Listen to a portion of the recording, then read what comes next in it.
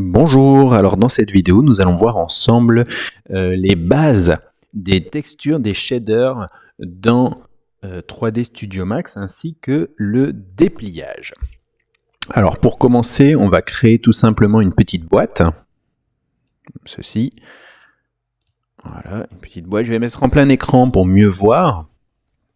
Alors, une fois que l'on a créé une boîte, ce qu'on aimerait bien, c'est lui placer une texture. Alors pour placer une texture, plusieurs méthodes.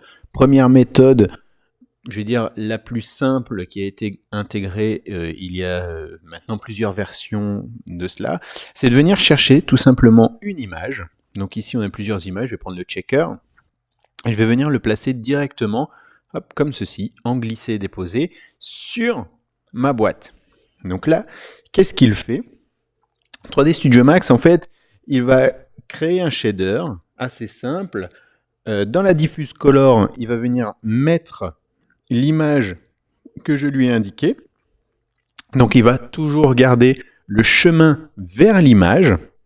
Donc lui, quand on va relancer notre modèle, donc ici notre modèle, il va venir rechercher sur le PC, sur le bureau, dans un dossier texture, il va venir rechercher l'UV Checker Grid Dark. Et il va nous l'afficher directement sur notre objet. Alors si on change le nom ou si on change l'endroit de notre fichier, eh ben, il va perdre sa texture. Donc pour pouvoir voyager avec, il faut prendre et la texture et l'objet.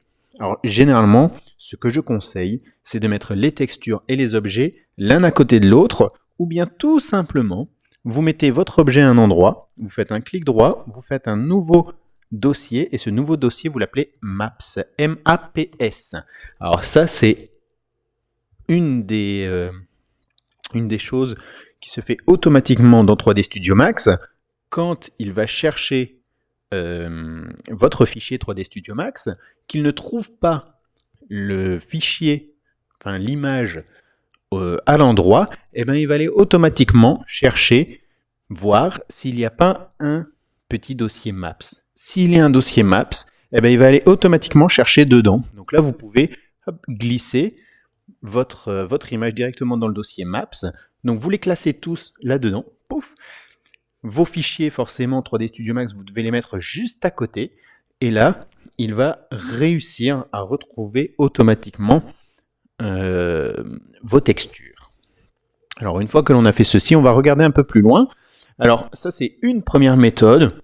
Alors, si vous avez plusieurs objets, donc ici, hop, une deuxième boîte, une troisième boîte, et à chaque fois, je vais venir placer mes textures dessus.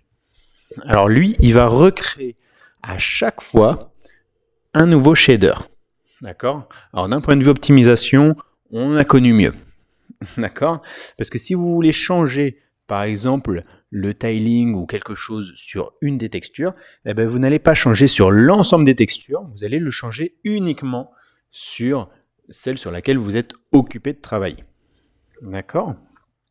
Alors ça, c'est vraiment une chose, mais c'est très important pour la suite dans Unreal Engine. Si jamais vous faites des objets et que ces objets, ben, vous venez glisser, eh ben, une fois que vous allez vous retrouver dans Unreal Engine, ben, vous allez vous retrouver avec plein de shaders, plein de petites sphères de shaders que vous allez devoir changer une à une.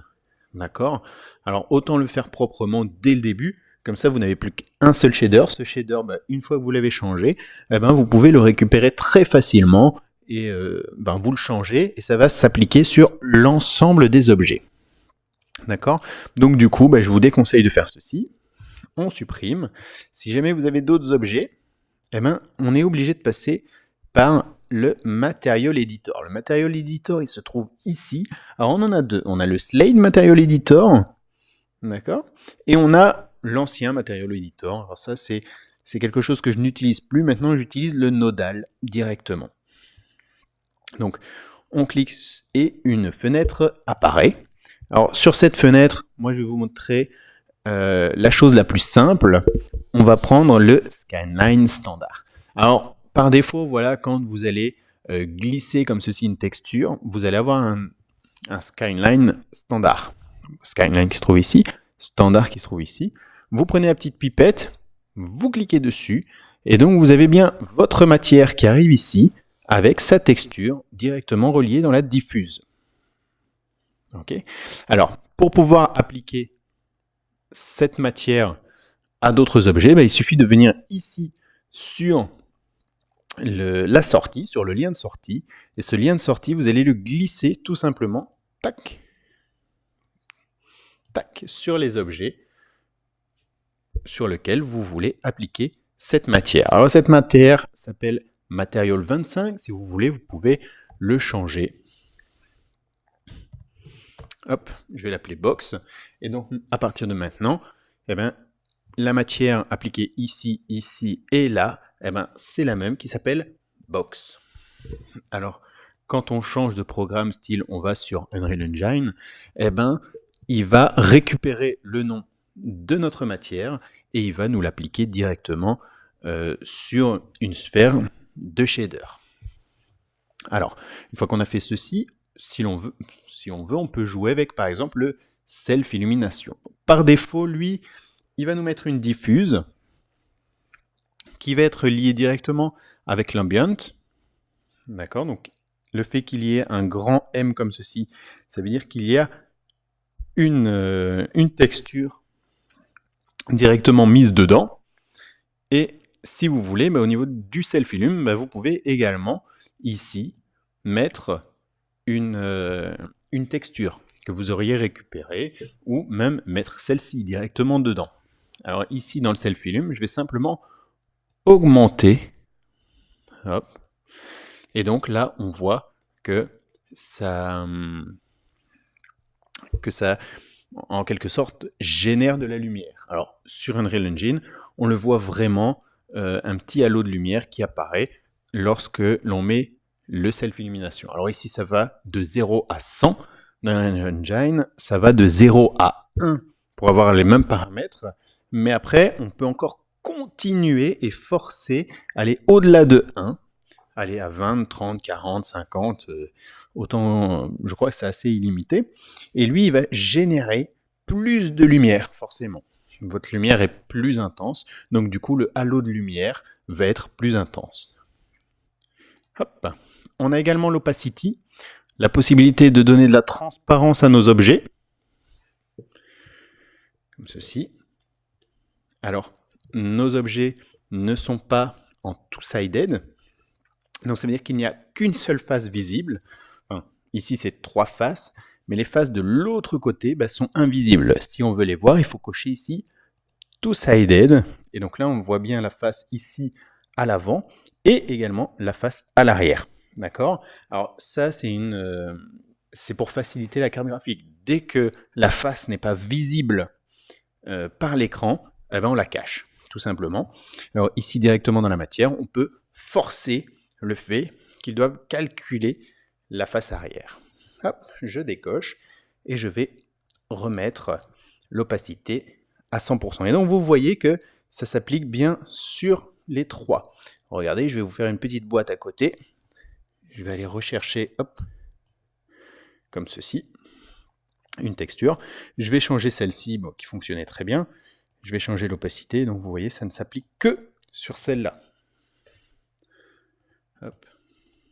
Donc que ce soit bien visuel pour tout le monde. Alors on a également le specular level, qui est une espèce de brillance, mais c'est pas tout à fait ça. Hein.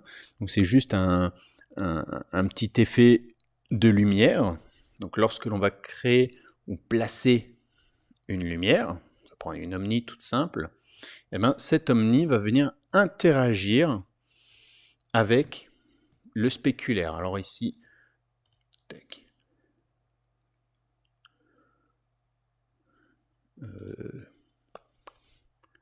Voilà, et voilà.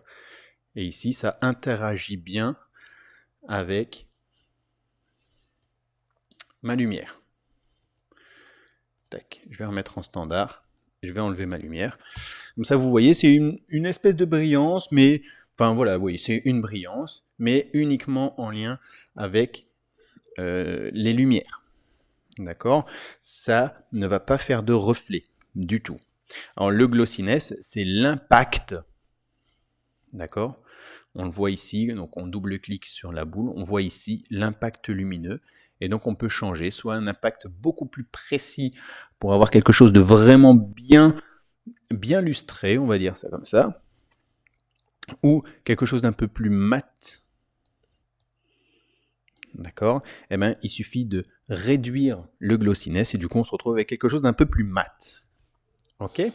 Donc voilà, ça c'est vraiment les bases, vraiment les bases les bases de la base au niveau ici du Slate Material Editor. Alors, si vous avez d'autres matières, et ça on va voir ensemble comment travailler avec, vous avez ici Maps, M-A-P-S, faites un petit plus.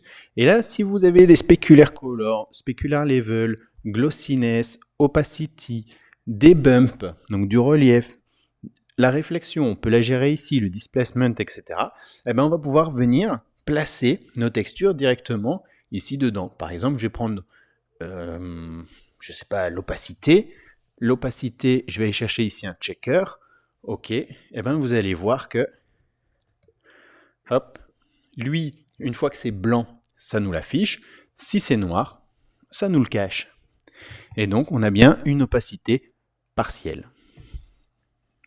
Okay. On peut avoir la même chose avec le spéculaire et le glossiness pour essayer vraiment d'affiner et de nous donner une belle texture et quelque chose de vraiment très sympathique, très réaliste. Il faut jouer avec toutes ces maps et réussir vraiment à se rapprocher le plus possible de la réalité ou du moins de l'effet que l'on a envie de donner. Donc voilà, ça c'est vraiment les bases pour dire de pouvoir se lancer dans le dépliage et dans la réalisation de textures directement dans 3D Studio Max.